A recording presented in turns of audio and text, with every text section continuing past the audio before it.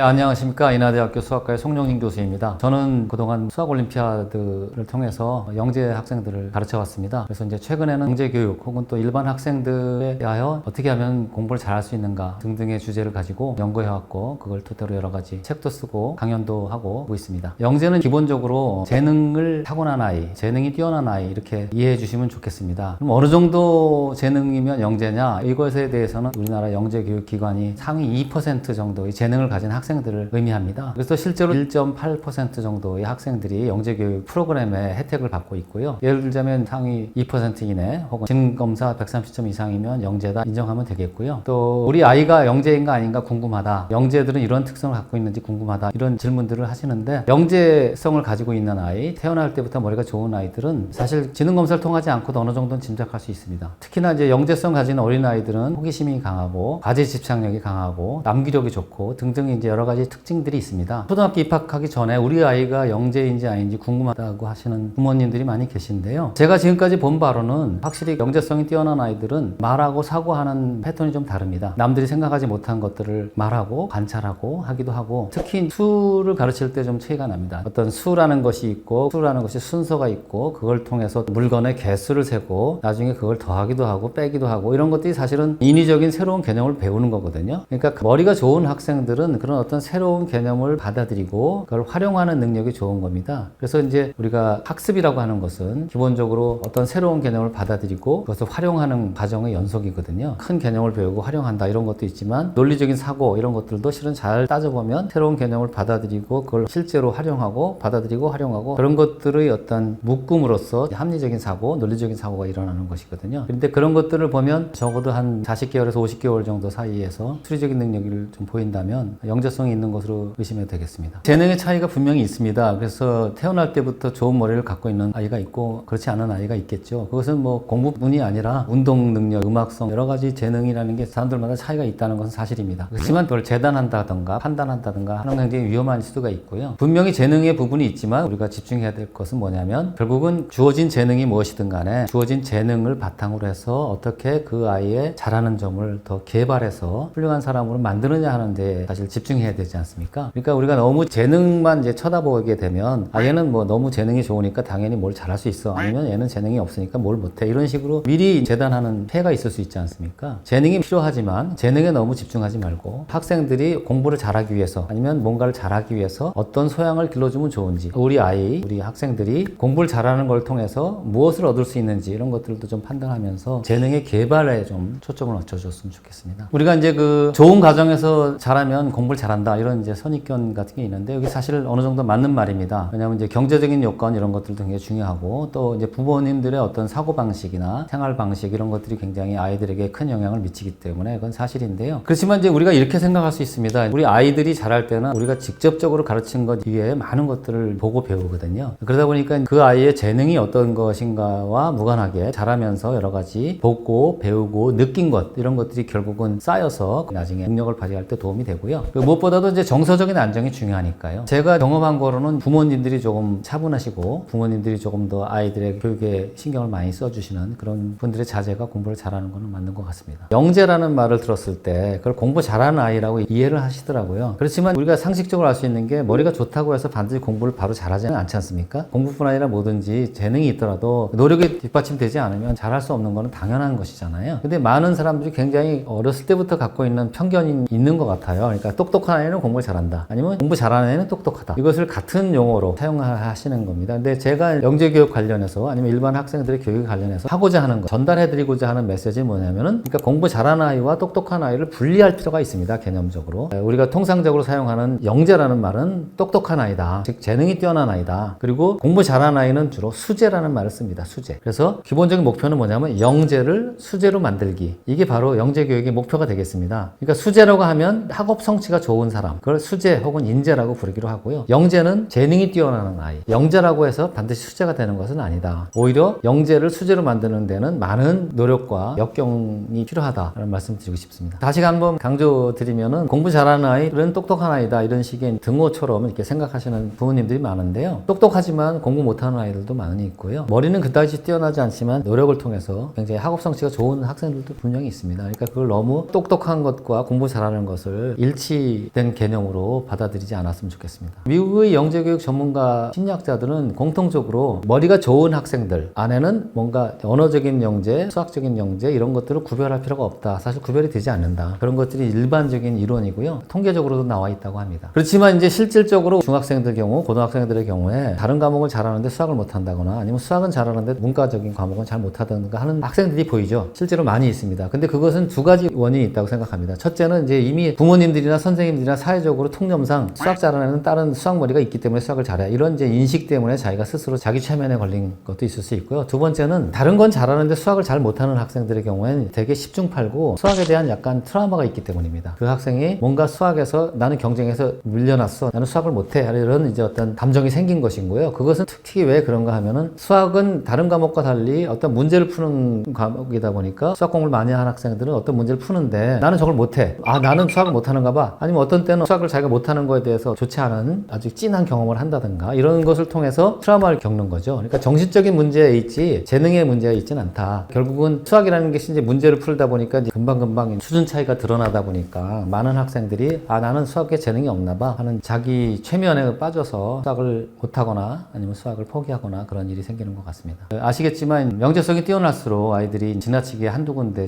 집중한다든가 아니면 사회성이 떨어진다든가 지나치게 호기심이 많아서 부모님들을 괴롭힌다든가 이런 것들이 있을 수 있고요. 무엇보다도 우리 아이의 재능이 좋으니 우리 아이의 재능을 살리기 위해서 뭔가 효율적인 교육 방법을 찾아줘야 되겠다 하는 생각을 하시게 되고 자기 아이를 위해서 좋은 교육 환경을 마련해주고 좋은 교육 프로그램을 제공해주지 않으면 뭔가 내가 죄를 짓는 것 같다 이런 느낌을 받는 부모님들이 많이 계십니다. 근데 이제 그거에 대해서는 행동 방식이 다 다르기 때문에 일률적으로 말씀드릴 수는 없지만 제가 두 가지만 말씀드릴 수 있습니다. 한 가지는 너무 조급해하지 마라. 아이가 진짜 재능이 있고 똑똑하다면 언젠가 그 재능을 잘 활용해서 공부를 잘하게 될 것이라고 믿고 공부도 다 때가 있으니까 미리미리 준비한다고 해서 그것이 그렇게 공부 잘하게 되거나 나중에 훌륭한 사람이 되는 건 아니다. 그러니까 제가 이제 그런 이제 의미에서 우리가 운동선수나 아니면 이제 음악가를 키우는 과정하고 좀 다르다. 그러니까 보통 아이들을 공부 잘하게 해가지고 훌륭한 전문가를 키우는 과정은 길지 않습니까? 그러다 보니까 이제 5살 때, 6살, 7살 때 뭐를 해주고 이런 것들에 대해서 너무 집착할 필요는 없으니 여유를 가지시라 하는 게 제 첫 번째 말씀이고요. 두 번째는 학습에 필요한 여러 가지 정서가 여러 가지가 있겠습니다. 예를 들어서 뭐 끈기라든가 참을성, 남의 말을 잘 듣기 뭐 등등의 여러 가지 이제 정서들이 있는데요. 그런 정서에 오히려 집중하시는 게 좋겠다 이런 말씀드립니다. 우리 아이가 굉장히 똑똑하다 하면은 이제 보통 우리가 생각하는 게 뭐냐면은 선행학습, 월반입니다. 그래서 이제 현재들은 아 빨리빨리 고등학교 보내고 빨리빨리 대학을 보내야 돼 이런 이제 생각을 하고요. 그런데 이제 이것이 우리가 아마 굉장히 똑똑한 학생들의 경우에는 선행학습이 필요합니다. 그리고 어느 정도 한 1년, 2년 정도 월반도 할 수 있다고 생각합니다. 그렇지만 이제 이게 지나치는 게 문제가 있는 것 같아요. 그런 것은 아주 예외적인 경우에만 허용을 해야 되는데 누구나 다 그렇게 해야 되는 것이라고 생각합니다. 그래서 이제 특히 수학의 경우에 학원 강사들이 가장 곤란한 부분이 뭐냐면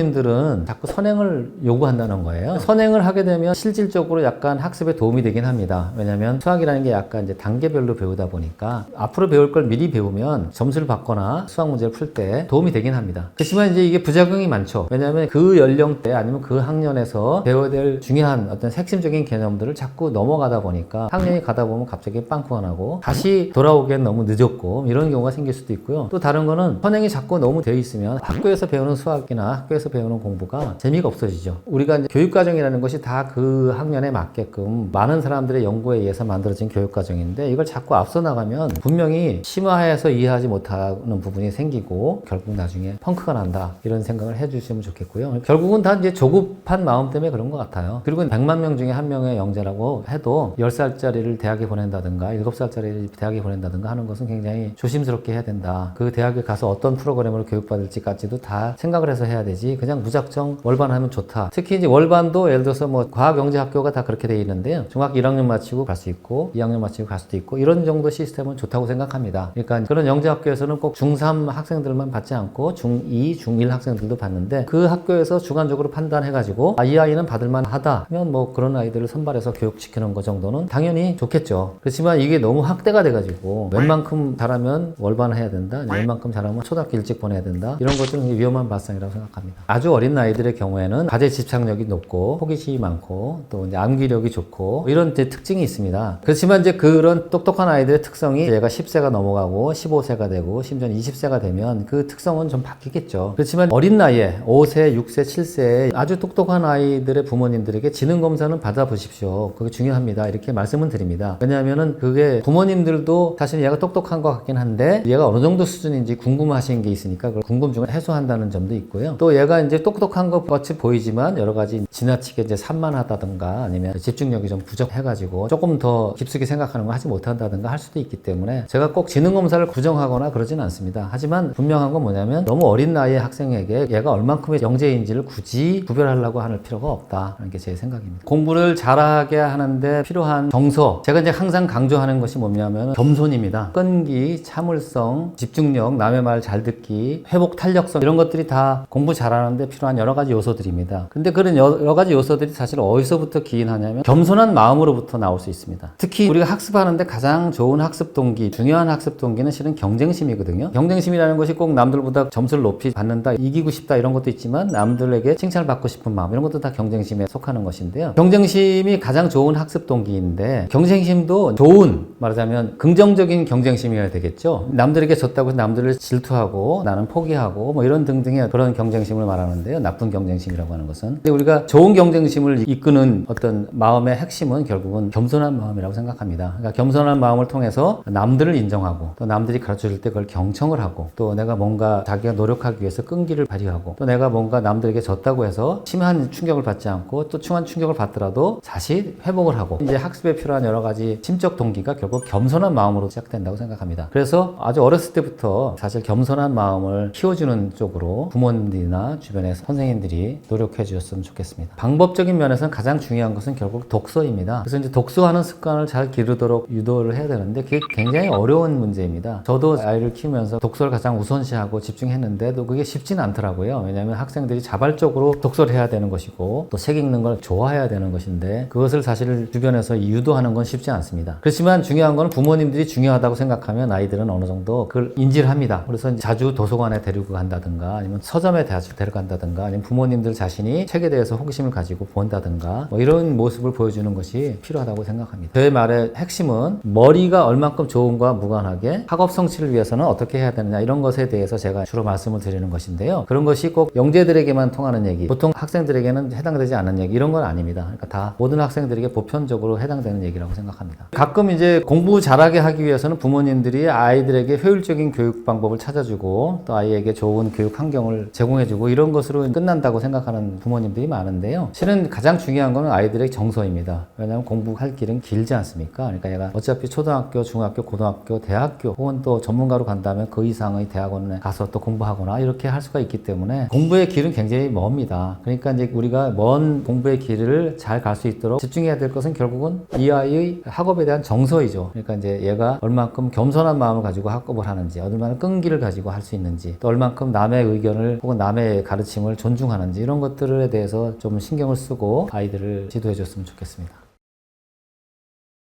안녕하세요. GES 교육 컨설팅이라는 데서 학부모들을 상대로 한 교육에 관련된 조언을 드리는 일을 하는 지영범입니다. 되게 50% 정도 보면 맞는 것 같습니다. 그렇다고 해서 절대적으로 이게 유전적인 것 그렇게는 생각하지 않습니다. 부모님들은 교육 수준이 별로 높지도 않고 실제로 IQ를 평가했을 때 아주 높지도 않은데도 불구하고 아주 고도지능 아이들이 태어나는 경우도 얼마든지 볼 수 있고요. 오히려 이제 부모님들은 굉장히 고학력자 학교에서도 대단한 학업 경쟁력을 가졌음에도 불구하고 아이는 그렇지 않고 평범하거나 아니면 공부 웬만큼 아직 못하진 않아요. 그런 수준인 경우도 다수 제가 보고 있기 때문에 경향성은 분명히 있으나 절대적이진 않다 그렇게 생각합니다. 제가 이제 사실은 수학과를 졸업했지만 분자생물학을 부전공을 했고요. 생물 공부를 좀 했었거든요. 근데 거기에 이제 생물학 책에 보면 마타날 이펙트라는 표현이 나옵니다. 그러니까 난자와 정자가 있으면 난자가 훨씬 크고요. 난자 세포에 있는 미토콘드리아라는 것은 이제 별도의 유전자를 가지고 있거든요. 그건 100% 이제 엄마 거죠. 그러니까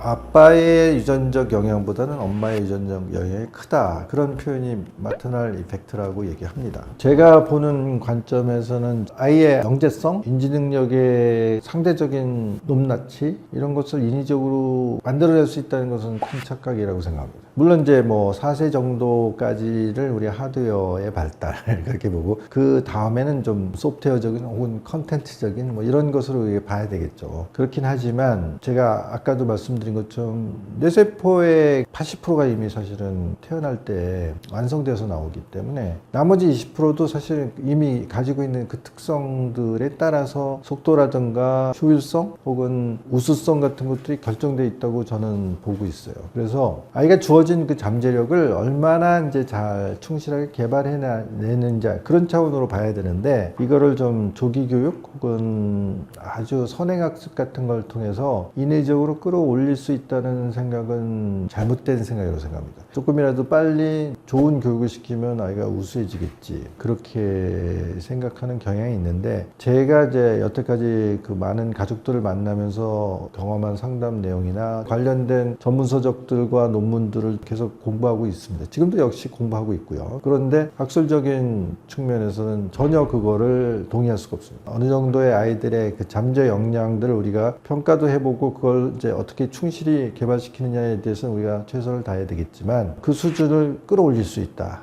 이거는 좀 아닌 것 같습니다. 또 그렇게 어설프게 그런 것들을 잘못 접근하게 되면 아이들의 잠재 역량을 키우지 못할 뿐만 아니라 뭐 경우에 따라 망쳐놓을 수도 있고요. 아이의 행복한 유년 시절을 만들어주기는커녕 완전히 이제 차단시킬 수 있는 위험성이 있어요. 근데 그 부분이 가장 큰 문제라고 생각하고 있고 또 그 부분이 가장 많이 오해되고 있는 부분이라고 생각합니다. 생애 주기별로 그 단계에 잘 맞는 양육을 실천하시는 분이 결국은 가장 아이의 잠재력을 충실하게 개발하고 아이를 우수하게 만들 수 있다고 생각하는데요. 예를 하나 들어드릴게요. 이 친구는 제가 만나본 친구 중에 정말 손에 꼽힐 만큼 이제 우수한 아이가 맞고요. 그리고 실제로 뭐 객관적으로 많은 성취를 얻은 친구입니다. 이 친구는 학원 안 다녔어요. 어렸을 때부터 사실은 아이를 데리고 대형 서점을 다녔습니다. 대형 서점에 가서 자유롭게 이 책 저 책을 읽을 수 있도록 환경을 만들어주고 그렇게 유도를 했어요. 얘가 아마 중학교가 될 때까지도 그런 생활을 계속했습니다. 일주일에 한 번 정도? 경우에 따라서 시간이 닿으면 2번 정도 대형 서점에 가서 거의 하루 종일 놀았습니다. 이 책 저 책을 읽으면서. 그리고 이제 어머님이 그런 것들을 잘 할 수 있도록 하기 위해서 그날은 좀 비싼 거 사줬대요. 평소에는 좀 너무 비싸서 못 사줄 만한 그런 특별한 외식도 시켜주고 서점에서 하루 종일 지내는 그 시간들을 특별하고 행복하게 잘 누리기 위한 여러 가지 배려를 한 거예요. 근데 이제 우리가 상식적으로 볼 때 그게 가능한 일인가 생각할 수도 있겠죠. 근데 저는 이제 실제로 저희 상담실에 오시는 부모님들한테 그걸 실천하시라고 계속 강력하게 권합니다. 처음부터 아이들이 하루 종일 너 여기 책방에서 책 읽어. 이건 안 되겠죠. 하지만 데리고 가서 엄마가 책을 좀 골라야 되니까 너 한 2, 30분 동안 이 책 저 책 좀 구경해. 그렇게 유도하는 거죠. 그리고 뭐 요새 이제 대형 서점에서는 이제 장난감도 팔고요. 팬시한 문방구도 팔고 그러니까 나올 때 그런 거 한두 개 사줄 수도 있어요. 그리고 뭐 아이가 이제 좋아할 만한 만화류 아니면 잡지류 같은 것들도 비닐로 싸져 있거든요. 근데 나올 때 그런 거 한두 번 사주면 되겠죠. 그러면 아이가 이제 서점에 가면 뭔가 좋은 일이 생기는 거죠. 자기가 가지고 싶었던 장난감도 가질 수도 있고 이런 것도 있어 하는 신기한 문방구도 가질 수 있고 아니면 평소여라면 엄마가 뭐 그런 걸 보니 뭐 이렇게 핀잔을 할 만한 재밌는 만화책이나 잡지책이나 이런 것도 얻을 수가 있기 때문에 그걸 즐겨 할 수 있을 거 아닙니까? 근데 그렇게 유도하는 거죠. 유도하면 이제 그 아이들이 이 책 저 책을 섭렵을 하면서 문해 능력 같은 것도 상당히 고도한 수준으로 발달시킬 수 있거든요. 그래서 뭐 그 친구도 그랬지만 제가 지난 15년 사이에 상당히 잘 성장해서 그렇게 들어가기 어렵다는 영재고등학교 합격한 친구들도 사실은 꽤 많은 친구들이 그런 대형 서점에서의 즐거운 시간을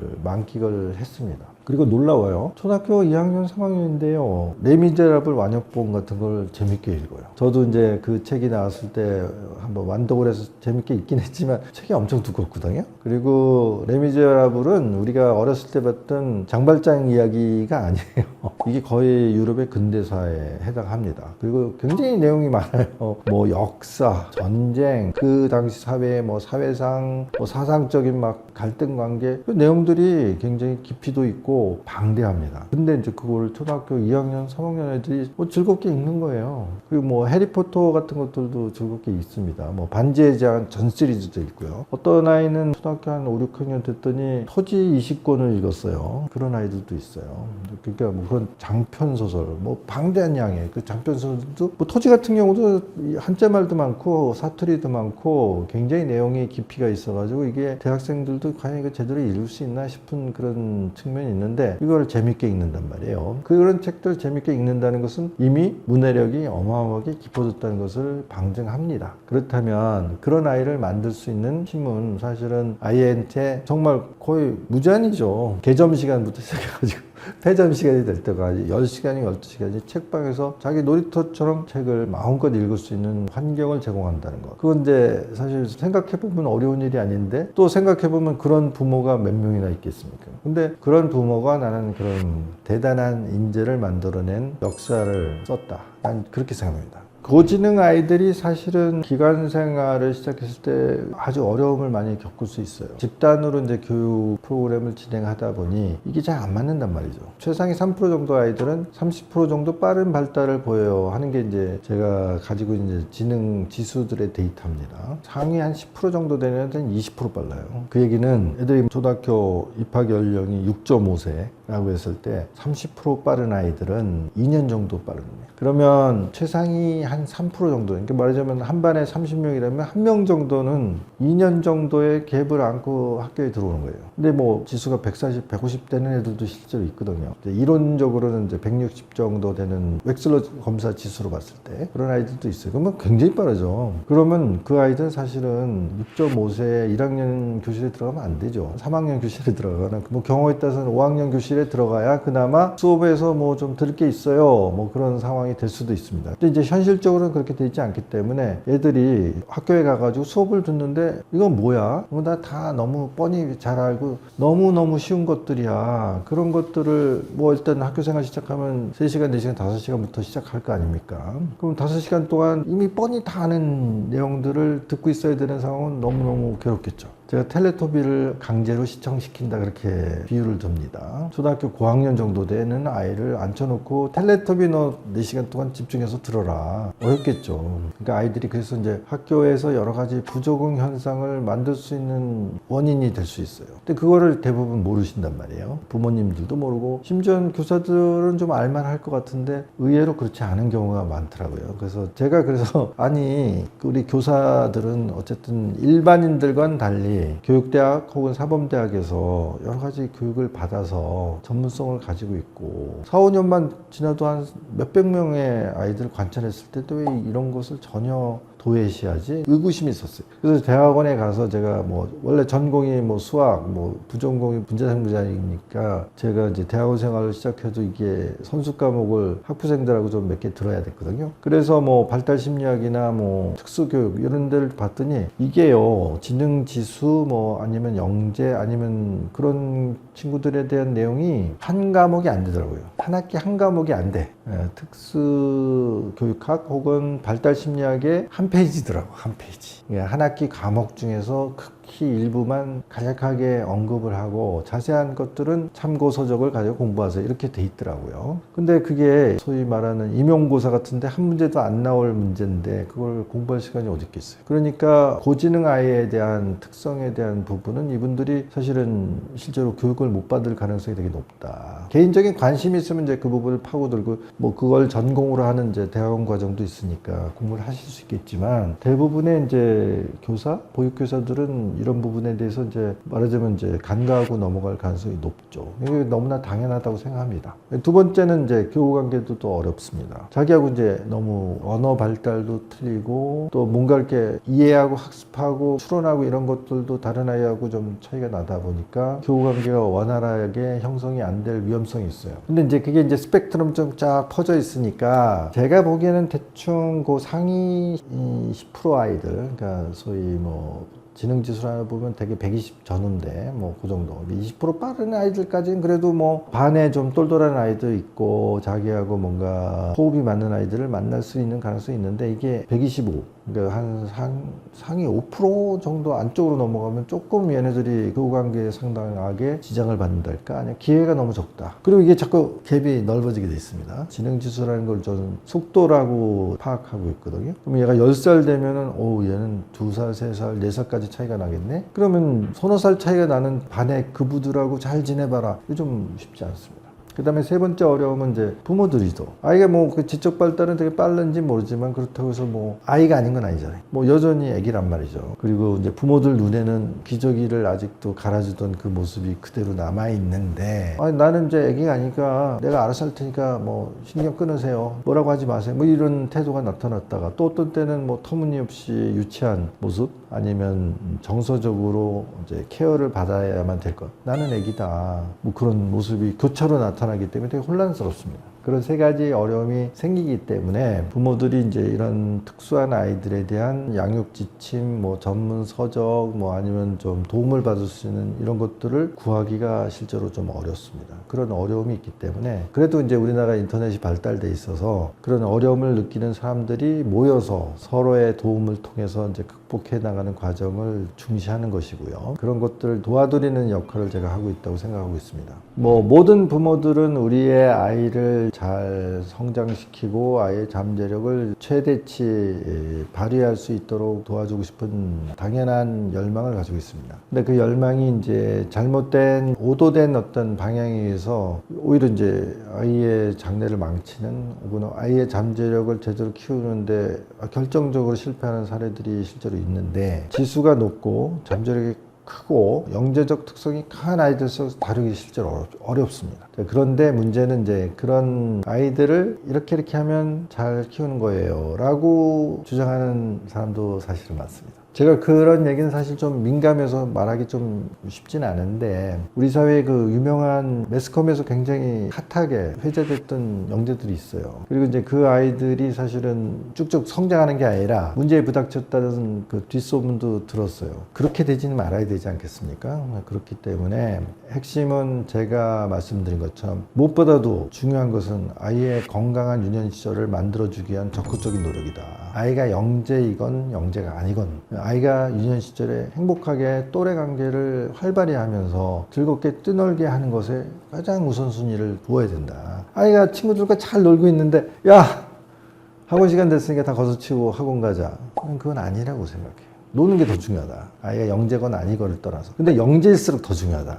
왜냐하면 공부는 얼마든지 뒤늦게 해도 굉장한 능력을 발휘할 수 있는 그 속도와 힘을 저는 확신하고 있기 때문에 아이가 똑똑할수록 더 아이들이 신나게 또래 관계를 즐길 수 있게 노력을 해야 되는데, 그게 이제 영재에서 사실은 좀 어렵습니다. 또래 관계가 쉽게 형성되지 어려운 그런 특성을 가지고 있습니다. 그런 의미에서 이제 얘가 실제로 영재성을 얼마나 가지고 있는지를 객관적으로 평가하는 노력도 게을리하시면 안 된다. 그 영재성을 빨리 발견하고 정확하게 객관적으로 평가하는 것은 이 아이를 빨리 공부를 시키기 위한 목적이 아니라, 그런 아이들은 행복한 유년 시절 가기가 어려우니 그런 환경을 만들어주는 얼마나 적극적으로 노력해야 되는지를 판단하는 기준으로 삼기 위해서 하시라는 겁니다. 그것을 제가 뭐 다른 중요한 얘기도 많지만 제일 먼저 강조드리고 싶고, 그리고 이제 한마디만 더 덧붙인다면 아이들은 사실 믿어주는 것만큼 성장한다, 그런 얘기를 해드리고 싶어요. 아이의 잠재력을 지금 당장은 얘가 뭐 그런 걸 능력을 표출하지 않을지언정 얘가 그런 잠재력이 있다는 것들이 어느 정도 객관적으로 평가가 되었다면 그걸 믿고, 그리고 그 아이한테 충분한 기회를 줘야 되고 자기 주도성을 확립해 주기 위해서 우리가 다른 사람들, 다른 부모보다는 더 부모로서의 교육을 받아야 된다. 뭐 그래서 이제 저희 이제 GS 센터라는 데서도 사실 부모 교육을 굉장히 강조합니다. 그러니까 뭐 우리 센터에 와가지고 우리 애 좀 뭐 좋은 교육 시켜줄 수 없나요? 좋은 선생님 없나요? 물론 저희가 이제 그 제한된 리소스 내에서도 이제 그런 것들을 도와드리긴 하지만 그건 부차적이다. 부모가 교육을 받아야 된다. 부모가 아이의 특성을 이해하고 진정한 영재라는 것은 어떤 거고 걔네들이 어떤 어려움을 갖고 있고 그걸 어떻게 도와줘야 되는 데 대해서 열심히 공부해야 됩니다. 그런 말씀을 드리고 싶습니다. 안녕하십니까. 인하대학교 수학과의 송영진 교수입니다. 저는 오랫동안 수학올림피아드 관련 일을 해왔고요. 최근에 영재교육 관련 책도 쓰고 강연도 하고 그러고 있습니다. 제가 30년 수학 올림피아드 일을 해왔는데요. 수학 올림피아드에서 최상위권 학생들은 아무래도 학업 성취 면에서 우리나라 최고 수준의 학생들이라고 생각할 수 있는데 그 어머니들의 약 공통점 그런 점이 뭐냐면은 대부분 차분하시고 서두르지 않는다 이런 느낌을 제가 많이 받고요. 또 하나는 이제 정보에 민감하시고 올바른 정보에 의해서 합리적인 판단을 하신다 이런 느낌을 받았습니다. 교육을 통해서 학생들이 키워야 될 가장 좋은 능력 그것이 무엇이냐고 생각한다면 저는 판단력 이라고 생각하는데요. 잘 보면 판단력, 분별력은 좋은 정보력으로부터 나옵니다. 잘못된 의견, 잘못된 판단 이런 것들은 대부분 잘못된 정보에 근거해서 판단하는 경우가 많고요. 그래서 이제 좋은 정보를 선택하고 하는 것으로 통해서 이제 좋은 정보력이 좋은 판단력을 키우고 우리가 논리력을 키우고 사고력을 키우고 수학을 배우고 국어를 배우고 하는 것은 궁극적으로 좋은 정보력을 키우기 위한 학습이다 이렇게 생각이 되고요. 그래서 그런 좋은 정보력을 통해서 좋은 판단력, 분별력 이런 거를 키울 수 있다는 게 제 생각입니다. 우리가 이제 보통 공부를 잘한다 하면 성적이 좋다, 좋은 학교에 간다, 좋은 대학에 간다 이런 것으로 공부 잘한다를 동의어로 사용하고 있지 않습니까? 그렇지만 이제 우리가 교육을 볼 때 조금 길게 아니면 좀 약간 넓게 볼 필요가 있다고 생각합니다. 그래서 공부 잘하기가 이제 과연 무엇이냐 하면 반드시 성적에 국한하지 말고 우리가 세 가지를 생각할 수 있습니다. 첫째, 능동적으로 스스로 공부하게 하기가 공부 잘하게 하기와 같은 말이다 이런 생각을 하고요. 두 번째는 우리가 합리적으로 사고하고 또 정확하게 서술하고 하는 능력을 키우기 그런 것도 공부 잘하게 하기입니다. 세 번째는요, 우리가 사회 속에서 남들과 잘 어울리는 것을 통해서 행복을 찾지 않습니까? 결국은 이제 사회성을 키우기 이런 것도 공부 잘하기의 일부라고 인식을 해줬으면 좋겠다는 게 제 생각입니다. 그래서 부모님들이 우리 애는 공부 잘하게 해야 되겠어 라고 한다면 이 세 가지를 유념했으면 좋겠습니다. 왜냐하면 우리가 결국 공부를 잘하는 걸 통해서 좋은 대학을 보내는 것도 중요하지만 훌륭한 전문가로 커야 되고 훌륭한 성인으로 커야 되고 무엇보다 중요한 것은 행복한 성인으로 커야 되는 것이기 때문에 좀 긴 시각으로 넓은 시각으로 아이를 가르쳤으면 좋겠습니다. 아이 교육에 관심이 많은 부모님들일수록 지나친 교육 욕심이 있는 분들이 계십니다. 아이를 가르치는데 가장 경계해야 될 말이 과유불급이라고 생각합니다. 지나친 선행, 지나친 월반, 지나친 학습에 대한 압력 이런 것들을 아이에게 느끼게 함으로써 결국 단기적인 효과는 날지 모르지만 장기적으로는 부작용을 낳는 경우가 너무 많습니다. 그래서 항상 천천히 긴 시각으로 또 아이의 정서를 살피면서 아이를 지도했으면 좋겠습니다. 아이의 가장 좋은 학습 동기는 경쟁심이라고 제가 이제 말씀을 드렸었는데 이 경쟁심이라는 것은 실은 좋은 경쟁심이 있어야 되겠죠. 그러니까 이제 남들이 잘하는 걸 인정하고 자기 자신을 돌아보고 이런 것들이 수반되는 이제 경쟁심이어야 되는데 근데 이제 자꾸 이제 부모님들이 남들과 비교한다든가 아니면 너는 원래부터 그런 놈이야 라든가 이런 식의 막말을 한다든가 이런 것들은 굉장히 좋지 않고요. 결국 아이에게 제일 필요한 것은 부모의 격려 아니겠습니까? 칭찬과 격려. 그러니까 좀 약간 여유를 가지고 아이가 좀 부족한 점이 있더라도 조금 이제 격려하면서 칭찬하면서 그렇게 갔으면 좋겠습니다.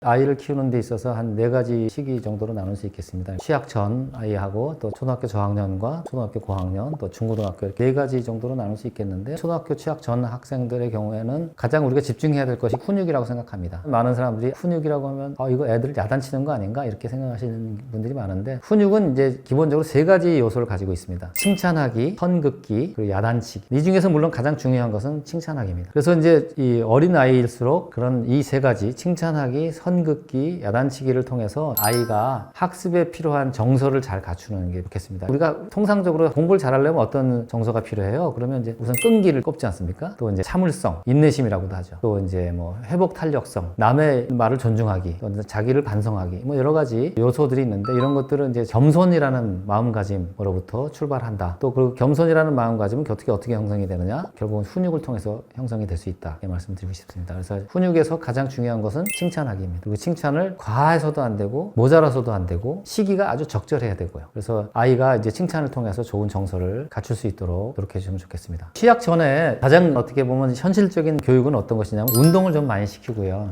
주변의 아이들과 잘 어울릴 수 있는 사회성이라든가 이런 것들에 좀 집중을 해서 교육을 하면 좋겠습니다. 아시겠지만 운동을 좋아하는 것이 나중에 건강이라든가 자기 체력 관리라든가 활동적인 삶을 하는데 도움이 된다 이런 것도 있겠지만 실은 이제 사회성 교육하고도 연관이 있습니다. 아니라 운동이라는 게 대부분의 경우는 단체 운동을 하는 경우가 많지 않습니까? 대부분 이제 선진국에서는 운동을 굉장히 중시 여겨서 우리나라 학생들보다 좀 더 운동 여건이 좋고 많은 학생들에게 운동을 시키고 이렇게 되는데 사실 그런 인식이 많이 커져서 요즘에도 뭐 여러 가지 이제 운동의 기회가 확대되고 있고 지방자치단체라든가 학교라든가 이런 등등에서도 굉장히 신경을 많이 쓰고 있긴 한데 아직도 상당히 미흡한 것 같습니다. 그래서 우리가 아이들을 운동신경이 있든 없든 상관없이 많이 뛰게 하고 뛰는 걸 통해서 아이들이 서로 어울리고 이렇게 하는 환경을 주는 것이 아이들의 건강을 위해서 매우 도움이 된다 이렇게 생각합니다. 이제 어떤 육체적인 건강 아니면 운동 같은 거를 많이 함으로써 얻어지는 여러 가지 체력 이런 것들이 학업에 도움이 진짜 되긴 하나요? 이런 이제 질문을 하는 경우가 있는데요. 제가 볼 땐 절대적으로 도움이 됩니다. 그러니까 이제 공부도 체력이고요, 당연히. 그리고 정서라는 게 다 이렇게 연관이 있는 것인데요. 잘하든 못하든 운동을 하려고 하고 운동을 잘하는 학생들, 많이 하는 학생들은 결국은 학업도 잘하더라고요. 그게 뭐냐면 정서적으로 약간 연관이 있어요. 운동을 하는 것을 통해서 학생들이 좀 더 자기가 노력도 하게 되고 남들과 비교하게 되고 또 남들과 경쟁하게 되고 또 남들과 어울리게 되고 이 세상의 많은 여러 가지 것에 대해서 호기적인 관심이 생기게 되고 이러긴 효과가 있습니다. 그러니까 결국은 자기가 운동이나 이런 것들을 통해서 뒷받침되는 여러 가지 체력 또 자기의 어떤 에너지 이런 것들이 학업에 분명히 도움된다 이렇게 말씀드리고 싶습니다. 사회성은 어떻게 학업이 도움이 되느냐면 이런 겁니다. 우리가 이제 결국은 경쟁심이 가장 중요한 학습 동기입니다. 자기가 경쟁에서 졌을 때 회복 탄력성이라고 하는데요. 나쁜 경쟁심 갖고 있는 학생들은 경쟁에서 졌을 때 상대방을 미워하거나 아니면 나는 이거 좋아하지 않아. 나는 나의 소질은 다른 데 있어. 나는 다른 거 할 거야. 포기하거나 이렇게 이제 마음이 변하는데요. 그러니까 결국 사회성이 좋은 학생들은 남들이 조금 더 잘하더라도 남들이 잘하는 걸 인정해주고 또 남들과 어울리는 걸 통해서 나의 학습도 남들과 어울리는 것의 일부라고 생각하고 경쟁도 남들과 어울리는 것의 일부라고 생각하고 그런 식으로 좀 긍정적인 마인드를 갖게 돼요. 그리고 이제 초등학교 저학년 때 제가 볼 때 가장 중요한 것은 독서 습관을 기르는 겁니다. 실제로 제 경험상 보면 책 읽는 환경을 자꾸 조성해주고 그렇게 책 읽는 게 중요하다는 인식을 자기가 갖게 하고 그런 걸 통해서 책을 접하다 보면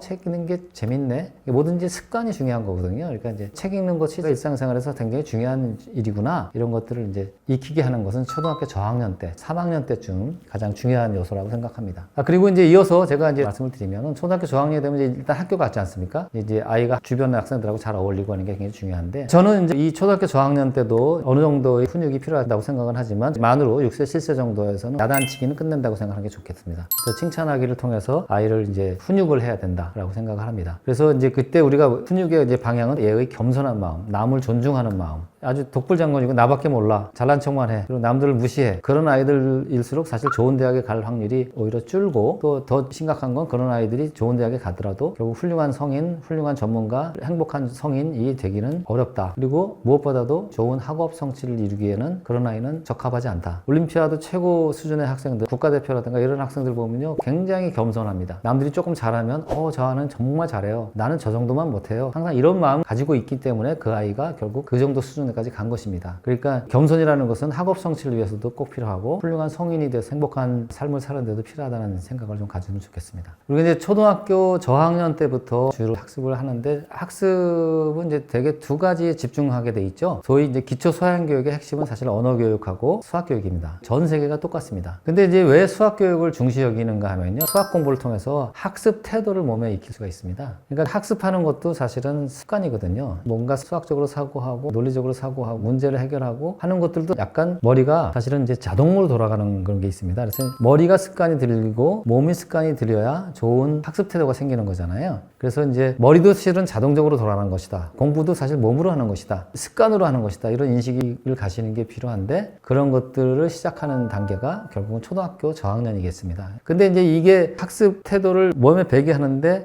다른 공부보다 수학 같은 것은 이제 문제를 풀어야 되지 않습니까? 그러면서 이제 어떤 때는 30분, 어떤 때는 1시간 이렇게 집중해서 뭔가를 하게 되는데 그때 그 학생이 얻는 어떤 수학적인 재능, 수학적인 지식 이런 것은 하나도 중요하지 않고 어떻게 보면 그 학생들이 그러한 것을 함으로써 좋은 학습 태도를 몸에 익히는 것이 중요하다고 보겠습니다. 이제 초등학교 고학년 때부터 약간 이제 부모님들이 진짜 공부에 대해서 신경을 쓰실 때인데 이때 이제 가장 대두되는 문제가 결국은 선행학습 문제입니다. 그러니까 5학년짜리가 중학교 1학년짜리 이걸 배우고 뭐 이렇게 되면 실제로 뭐 수학 점수 받고 하는데 도움이 되긴 합니다. 그렇지만 선행 선행학습은 여러 가지 부작용을 낳을 수가 있다. 그러니까 특별히 똑똑한 영재들에게는 선행학습이 필요합니다. 하지만 그것은 굉장히 예외적인 것이고 일반적으로는 좋지 않다. 이렇게 보는 게 좋겠습니다. 그래서 정말 뭐 우리 애는 상위 1%라고 생각을 하시더라도 선행도 월반도 굉장히 조심스럽게 생각해 주셨으면 좋겠습니다. 그리고 이제 초등학교 5학년 부모님들의 현실적인 고민은 뭐냐면 우리 아이가 게임만 해요예요. 우리 아이 게임하는 거 어떻게 컨트롤해요?